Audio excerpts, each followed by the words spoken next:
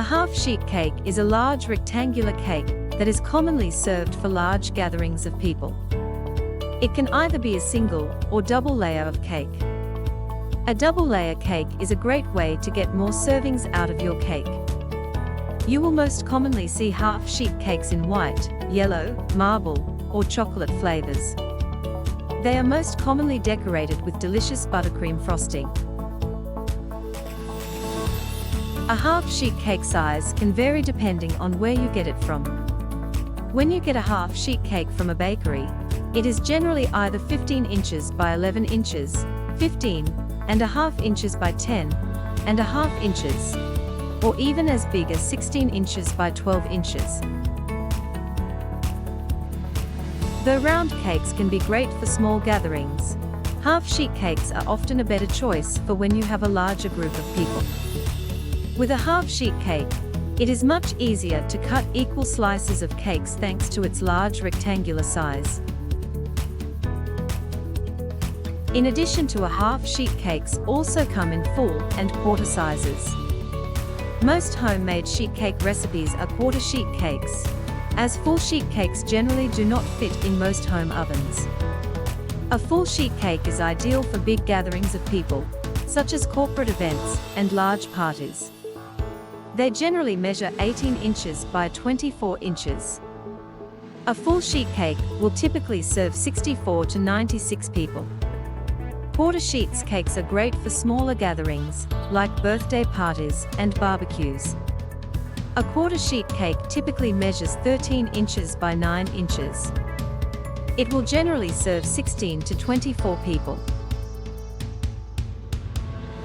You can make your own half-sheet cakes at home. You can either use sheet cake recipes that call for a 13-inch by 9-inch pan, or use cake mix. If you use a boxed cake mix to make a half-sheet cake, you will need 3 boxes of cake mix.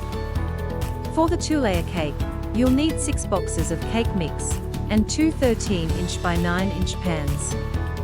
It is always best to cook layer cakes at the same time, so they both get an even bake.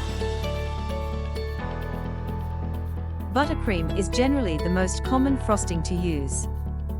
If you are frosting your own half-sheet cake, you will likely need 6 cups of frosting for a single layer, and 8 to 10 cups for a double layer cake.